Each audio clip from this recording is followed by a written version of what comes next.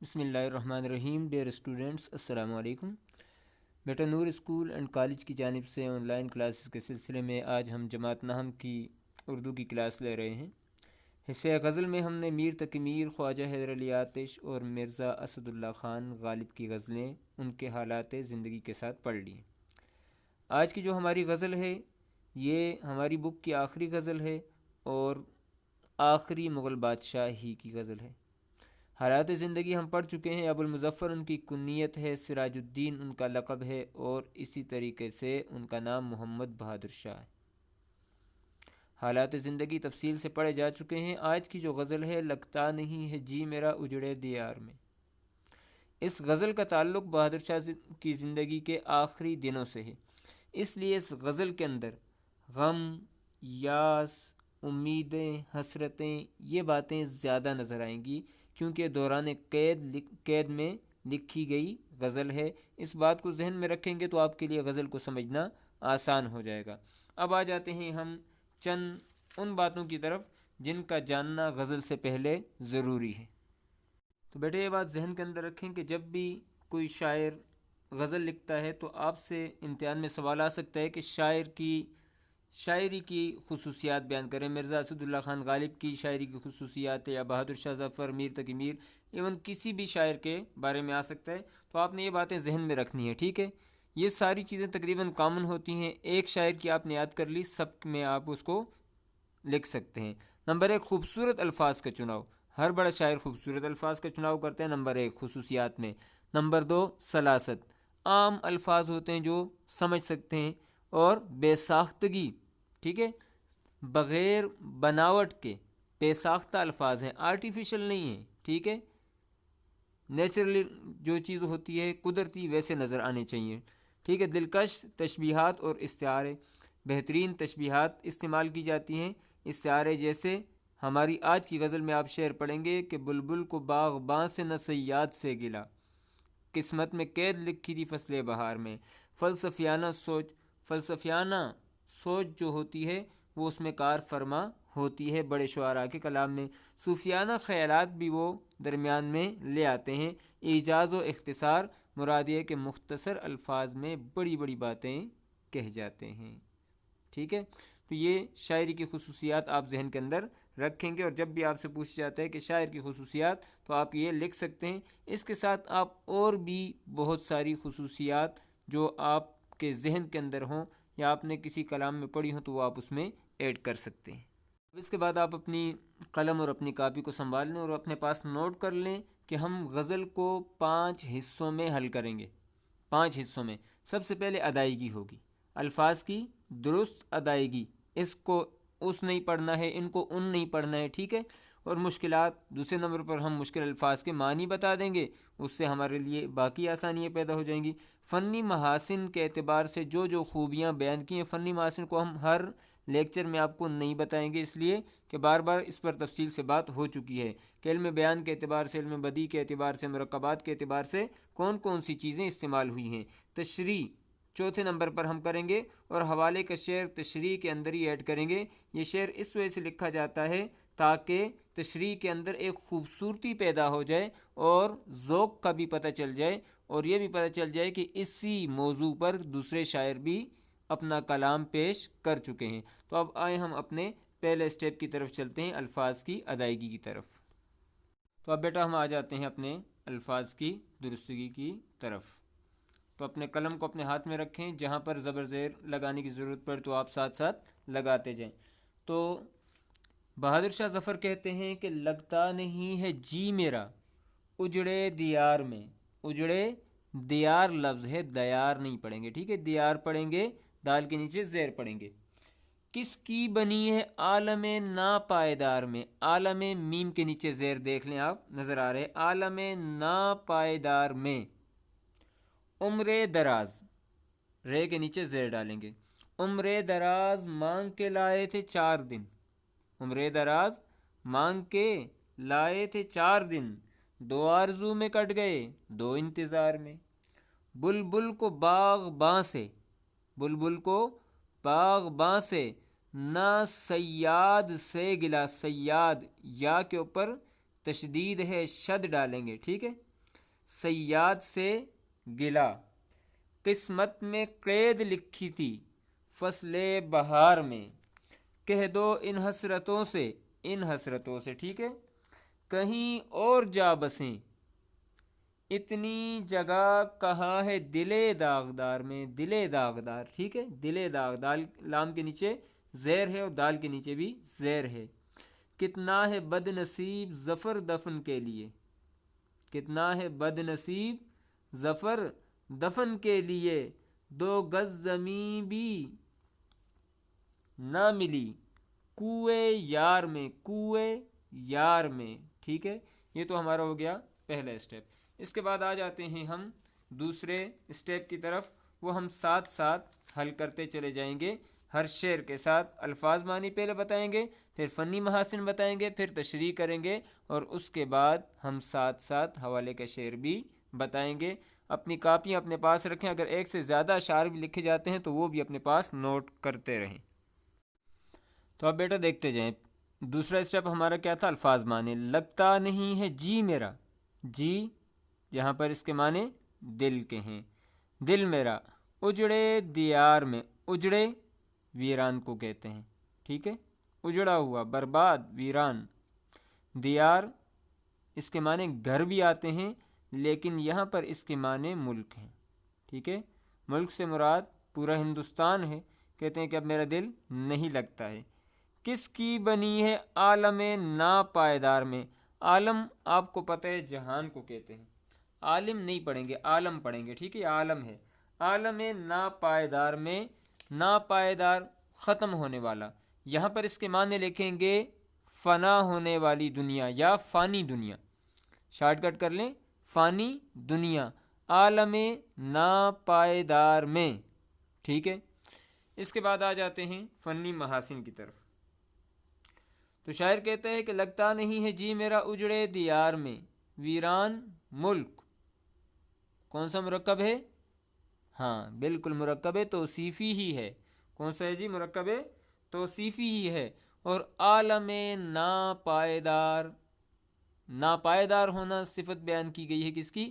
عالم کی، تو یہ بھی مرکب توصیفی ہے، یہ بھی کیا ہے؟ مرکب توصیفی ہے۔ تو اب آ جاتے ہیں بیٹا تیسرے اسٹیپ تشریح کی طرف۔ تشریح میں نے آپ کو پہلے بتا دیا تھا کہ یہ شعر بہادر شاہ ظفر نے اپنے رنگون میں قید کے دوران یہ غزل لکھی ہے، تو اس لیے اب بہادر شاہ ظفر کہتے ہیں لگتا نہیں ہے جی میرا اجڑے دیار میں، اس اجڑے ہوئے ملک میں اب میرا دل نہیں لگتا۔ کیوں؟ کیونکہ 1857 میں پورے ہندوستان پر انگریز قابض ہو چکا تھا، اجڑ چکا تھا سارا ملک، برباد ہو چکا تھا، ہر طرف انگریز کا راج تھا، اور بہادر شاہ ظفر جس کے آباء و اجداد 1000 سال سے ہندوستان پر حکمرانی کرتے آئے تھے، وہ قید میں تھا۔ اب جو شخص قید میں ہوگا تو اسے کیا مزہ آئے گا اور زندگی کا کیا لطف لے سکے گا؟ اس لیے بہادر شاہ ظفر کہتے ہیں کہ لگتا نہیں ہے جی میرا اجڑے دیار میں، اور کس کی بنی ہے عالم ناپائیدار میں، ختم ہونے والی زندگی جو ہے اس میں کس کی بنی ہے، کون آج تک خوش رہا ہے، کس کو ہمیشہ کی زندگی ملی ہے۔ اسی لیے حوالے کا شعر ہم نے بڑا خوبصورت لکھا ہے، وہ اپنے پاس آپ نوٹ کر لیں۔ قافلوں کا غبار ہے دنیا، یہاں پر یہی دنیا کے ناپائیداری کو بیان کر رہے ہیں نا کہ فنا ہونے والی ہے، تو شاعر کیا کہتے ہیں؟ قافلوں کا غبار ہے دنیا، حسرتوں کا مزار ہے دنیا، زندگی نام رکھ دیا کس نے، زندگی نام رکھ دیا کس نے، موت کا انتظار ہے دنیا۔ اور بہادر شاہ ظفر بھی اپنی موت کا انتظار کر رہے تھے، اور اس کے بعد وہ 4 سال قید میں رہنے کے بعد اس دنیا سے رخصت ہو چکے ہیں۔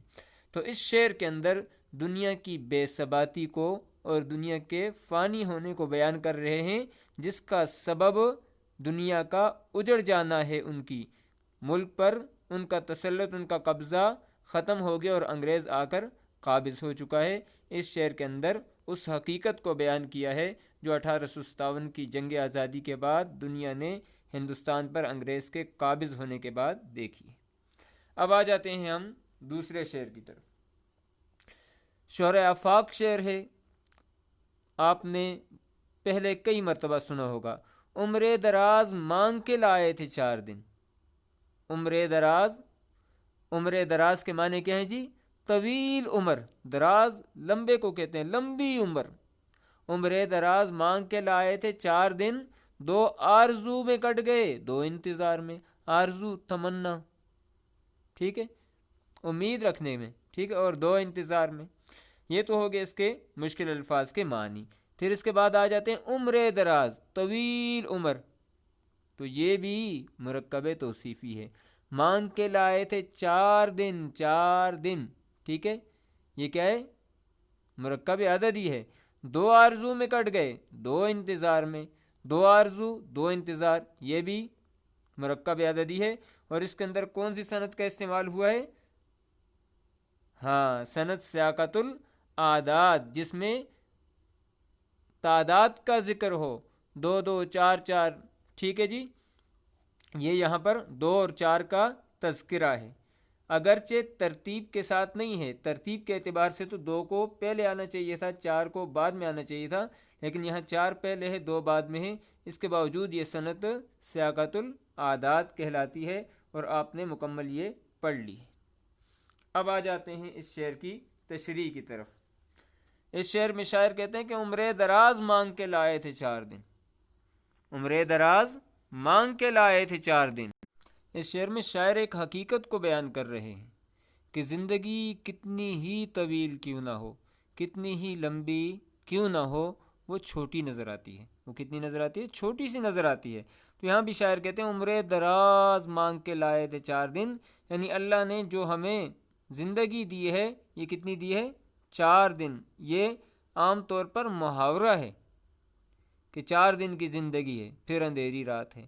یہ محاورتاً بولا جاتا ہے، تمام عمر کو 4 دن سے تصور کیا جاتا ہے، محاورتاً یہ بات کہی جاتی ہے، یہ بات ذہن کے اندر رکھیں۔ تو کہتے ہیں کہ جتنی بھی طویل زندگی ہو وہ مختصر ہی نظر آتی ہے۔ کہتے ہیں کہ 2 جو ہے وہ تو آرزوؤں میں، امیدوں میں اور تمناؤں میں کٹ گئے ہیں، اور 2 انتظار میں، ٹھیک ہے، انتظار کرتے کرتے کس چیز کا؟ ان تمناؤں اور امیدوں کا کہ یہ کب پوری ہوں گی، ٹھیک ہے۔ اسی لیے غالب نے خوبصورت الفاظ میں کہا تھا کہ ہزاروں خواہشیں ایسی کہ ہر خواہش پہ دم نکلے، بہت نکلے میرے ارمان لیکن پھر بھی کم نکلے۔ بہت سارے ارمان ایسے تھے جو پورے ہوئے لیکن پھر بھی سارے کے سارے پورے نہیں ہوئے۔ یہی بات بہادر شاہ ظفر صاحب بھی کہتے ہیں کہ عمر بھر یہ چاہا کہ زمین و آسماں ہمارا ہوتا، عمر بھر یہ چاہا کہ زمین و آسماں ہمارا ہوتا، کاش کے خواہشوں کا بھی کوئی کنارہ ہوتا، خواہشوں کا کوئی کنارہ نہیں ہوتا ہے، ٹھیک ہے جی۔ اور اس کے ساتھ ہم نے حوالے کا یہ شعر لکھا ہے کہ زندگی انسان کی ہے مانند مرغ خوش نوا، زندگی انسان کی ہے مانند مرغ خوش نوا۔ مرغ کے معنی ہم نے طلوع اسلام کے اندر پڑھے تھے، ٹھیک ہے، پرندہ، ٹھیک ہے، پرندہ آتا ہے اس کے معنی۔ تو شاعر کہتا ہے کہ زندگی انسان کی ہے مانند مرغ خوش نوا، شاخ پر بیٹھا کوئی دم چہچہایا اڑ گیا، شاخ پر بیٹھا کوئی دم چہچہایا اڑ گیا، یعنی جتنی بھی طویل عمر ہو، وہ کہتے ہیں کہ ایسے ہی ہے جیسے کوئی پرندہ شاخ پر بیٹھ کر تھوڑی دیر چہچہاتا ہے اور اڑ جاتا ہے، بس کھیل ختم ہو جاتا ہے۔ یہی بات بہادر شاہ ظفر بھی کہتے ہیں کہ جتنی بھی طویل عمر ہو وہ ختم ہو جاتی ہے، کچھ آرزوؤں کے اندر کٹ جاتی ہے اور کچھ اس انتظار کے اندر کہ وہ آرزویں اور امیدیں پوری ہوں گی۔ اب آ جاتے ہیں اگلے شعر کی طرف۔ اس شعر میں دیکھیں کہ بلبل کو باغباں سے نہ صیاد سے گلا، بلبل آپ کو پتہ ہے پرندہ ہے، اندلیب بھی اس کو کہتے ہیں، آ اندلیب مل کے کریں آہوزاریاں، تو آہ گل پکار میں چلاؤں ہائے دل، ٹھیک ہے۔ باغباں مالی کو کہتے ہیں، ٹھیک ہے، صیاد شکاری کو کہتے ہیں، صیاد شکاری کو کہتے ہیں، اور صاد یہ دال صید شکار کو بھی کہتے ہیں۔ اچھا، یہ صیاد ہے، الف ہے، جس میں الف نہیں ہوگا صید ہوگا وہ شکار ہوگا۔ گلا آپ کو پتہ ہے شکایت کو کہتے ہیں۔ قسمت میں قید لکھی تھی فصل بہار میں، فصل بہار، بہار کا موسم۔ اب اس شعر کے اندر آپ ایک بات ذہن میں رکھیں اور اپنی کاپیوں پر لکھنا شروع کریں۔ یہاں پر بلبل کا لفظ استعارتاً لیا ہے بہادر شاہ نے اپنے لیے، تو لکھیں بلبل سے مراد بہادر شاہ ظفر ہیں، باغباں سے مراد اللہ رب العزت ہیں، اللہ تعالیٰ کی ذات ہے، اور صیاد سے مراد انگریز ہے۔ صیاد سے مراد کیا ہے جی؟ انگریز ہے۔ یہ لکھ لیا آپ نے تینوں۔ اب اس کے بعد آپ کے لیے سمجھنا آسان ہو جائے گا۔ یہاں پر بہادر شاہ کہتے ہیں کہ بلبل کو باغباں سے نہ صیاد سے گلا، بلبل کو یعنی مجھے بہادر شاہ ظفر کو باغباں سے اللہ رب العزت سے اور نہ صیاد سے گلا، نہ ہی مجھے انگریز سے گلا ہے کہ میں آج قید ہوں۔ میں اپنے قید ہونے کی شکایت اللہ تعالیٰ سے بھی نہیں کرتا اور انگریز سے بھی نہیں کرتا، دونوں سے میں شکایت نہیں کرتا۔ اور بھئی کیوں نہیں کرتے؟ وہ کہتے قسمت میں قید لکھی تھی فصل بہار میں، بہار کے موسم میں، ابھی میری زندگی کی بہار جاری تھی، میری زندگی بہار کے موسم کی مانند تھی، لیکن اس میں اگر مجھے قید ہونا تھا، میری تقدیر میں یہی کچھ لکھا تھا، تو پھر میں نہ اللہ سے گلہ کرتا ہوں اور نہ ہی میں انگریز سے گلہ کرتا ہوں جس نے ظلم کر کے ہمارے ملک پر قبضہ کر لیا ہے۔ اس لیے ایک اور شاعر اس موقع پر بڑی خوبصورت بات کہتے ہیں۔ وہ کیا کہتے ہیں؟